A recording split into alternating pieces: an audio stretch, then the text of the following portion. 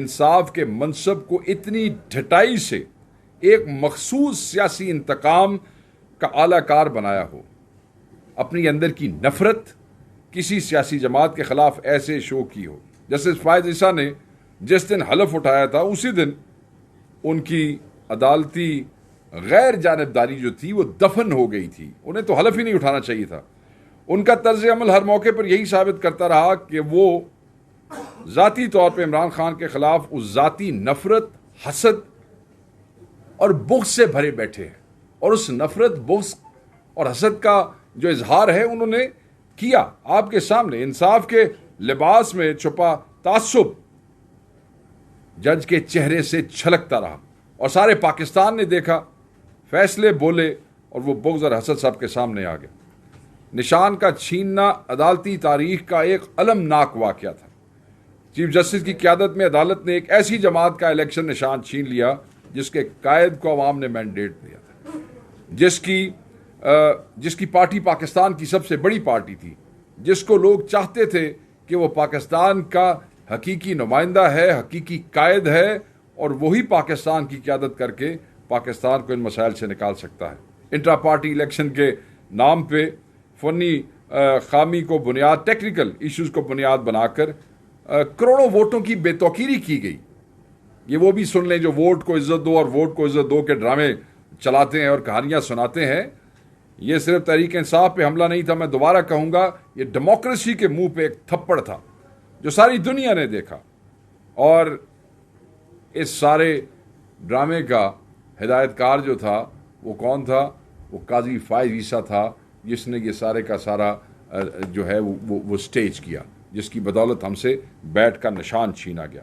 झूठे मुकदमात, खामोशी, इमरान खान से तासुब, खामोशी, इद्दत का घटिया तरीन मुकदमा, खामोशी, सजाएं, साइफर जैसे मुकदमात, बैनुल-अक़वामी साजिशें। काजी फायज ईसा ने कभी एक डिसेंटिंग नोट या कोई एक प्रिंसिपल नोट आज तक उसकी तरफ से लिखा नहीं आया। एक तरफ हमारा निशान छीना, दूसरी तरफ उम्मीदवारों की नाअहली, इंतखाबी अमल में बेदखली, दूसरी तरफ PDM और इस्टेब्लिशमेंट के गठजोड़ के जो नतायज हम इलेक्शन में देखते रहे, उसके ऊपर एक मुजरमाना खामोशी थी। हमारे जितने लोग अदालतों में जाते रहे, इस सारे प्रोसेस के थ्रू किसी को कोई इंसाफ नहीं मिला। हियरिंग्स नहीं हुई, डेट नहीं दी गई और ये थ्रू आउट पाकिस्तान था, किसी एक सूबे में नहीं था। और कौम पूछती और पूछती रहेगी कि काजी तुम्हारा ज़मीर कहाँ था? इतने बड़े मनसब पे बैठ गए। मैंने जैसे पहले कहा, तुम्हारा तो बैठना ही तुम्हारी गैर जानबदारी की को ख़त्म कर रहा था, मगर फिर भी कोई ज़मीर बाकी रह जाता है। मगर आपने बेज़मीरी की दास्तान लिखी है। बहरहाल काजी फायज ईसा के लिए तो हम इतना ही कहेंगे कि अदल नहीं, ये बदला लेने के फ़ैसले थे, ये इंसाफ नहीं था, ये अंदर की हेट्रेड थी जिसको आपने अपने फ़ैसलों के अंदर जो है वो तब्दील किया। बहरहाल जस्टिस मुनीर ने एक दफ़ा माशाल्लाह को जो है वो लेजिटिमेट करके आइन का जनाजा निकाला था। फिर काजी फायज ईसा ने अवामी मैंडेट को गैर आइनी जो है मैनेजमेंट से मुस्मार करके कानून और जमहूरियत का जनाजा निकाला और उसके असरात हम आज देख रहे हैं। Ultimately when it goes to ये 26th अमेंडमेंट और ये सारे मामलात, ये उसी दिन से, ये बुनियाद वही है जिस दिन बैट छीन लिया गया था। बहरहाल अब हम आ जाते हैं, ये जो फैसला है ये कोई केस नहीं था, ये एक स्क्रिप्टेड ड्रामा था जहां जज सिर्फ मुकालमे पढ़ रहे थे। फैसले तो ऐसे लगता है जैसे पहले ही तैयार थे और ये दुनिया कह रही है, ये सिर्फ मैं नहीं कहता, मीडिया ने लिखा है, इंटरनेशनल मीडिया ने लिखा है। आप सोशल मीडिया देख लें, आप वीलॉगर्स देख लें, आप सहाफ़ियों की गुफ्तगू सुन लें, सब कह रहे हैं कि ये एक स्क्रिप्टेड फैसला था। पाकिस्तान तहरीक इंसाफ के उम्मीदवारों को ज़बरदस्ती आज़ाद उम्मीदवार बनने पर मजबूर किया जाता रहा। ये भी आपके सामने हुआ सारा तमाशा। इनसे पार्टी निशान छीना जाता रहा। तईद कुनगान वाली मैंने आपको बात बता दी है। तरबूज, जूता, दातरी, पता नहीं अजीबो गरीब किस्म के निशान दिए जाते रहे, मगर लोगों ने उन निशानों में भी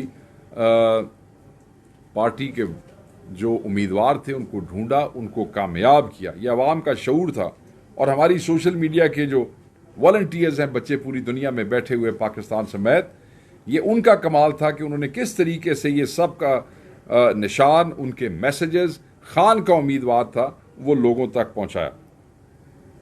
मखसूस नशिस्तें आप दूसरों को कैसे दे सकते हैं भाई? मैंडेट तो इमरान खान का था, वोट तो इमरान खान का था, सीटें तो इमरान खान की थी।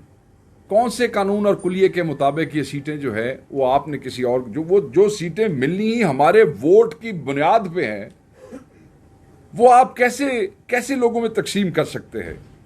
आज़ाद उम्मीदवारों को तहरीक इंसाफ का हिस्सा होने के बावजूद मखसूस नशस्तों से महरूम कर देना सिर्फ कानून शिकली ही नहीं है, बल्कि यह जमहूरियत का खुला कत्ल भी है।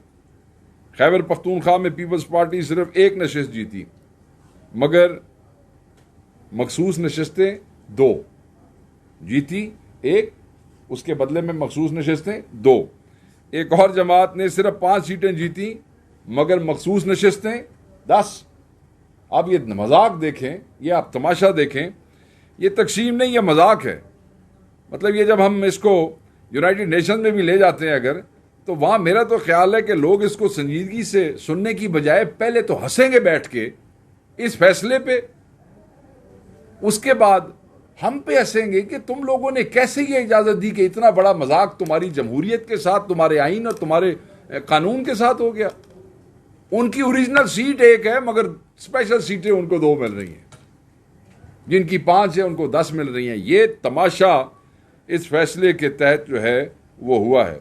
ये पाकिस्तान तहरीक इंसाफ की तरफ से सलमान अकबर राजा साहब, फैसल सदीकी और हामिद खान जैसे बेहतरीन लोगों ने अदालत में शानदार दलाइल दिए हैं, आपने देखे हैं, लोगों ने चलाए हैं, मीडिया ने। हर आईनी शिक, हर प्रेसिडेंस वो कोर्ट की गई है, हर प्रेसिडेंस वो कोर्ट की गई है, हर दलील मेज पर रखी गई। मगर वो कहते हैं ना, शायद विंस्टन चर्चिल भी खुद उठकर वकील बन जाते और कायद आज़म भी जी उठते और आ जाते, तो ये फैसला जो था वो तब्दील नहीं करा सकते थे, इसलिए कि ये फैसला ऑलरेडी लिखा लिखाया था, तो उन्होंने क्या करना था। ये मजाक किया गया है हमारी जमहूरियत के साथ, मैं बार बार कह रहा हूँ, और इसके असरात जो हैं वो आपको नज़र आएंगे। मैं इसके साथ साथ इस पे हम 2-3 प्रेस कॉन्फ्रेंसेस पहले कर चुके हैं, हम इसके ऊपर हैमर करते रहेंगे, हम इसको छोड़ेंगे नहीं इस बात को।